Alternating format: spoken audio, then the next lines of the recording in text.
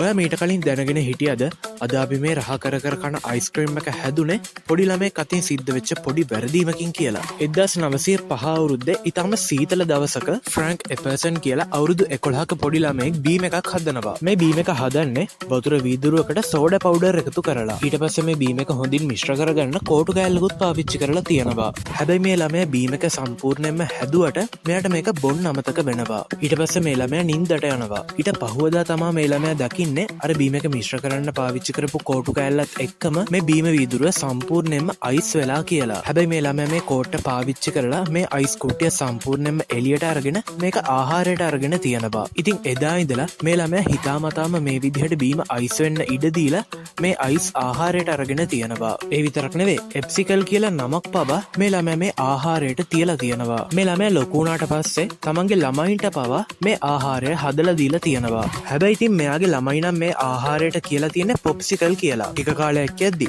මේ ආහාරය විකුණන්න පවා පටන් අරගෙන තියෙනවා. ඉතින් අන්න ඒ විදිහට තමයි අද අපි කවුරුත් දන්න පොප්සිකල් එහෙම නැත්නම් අයිස්ක්‍රීම් හැදුනේ.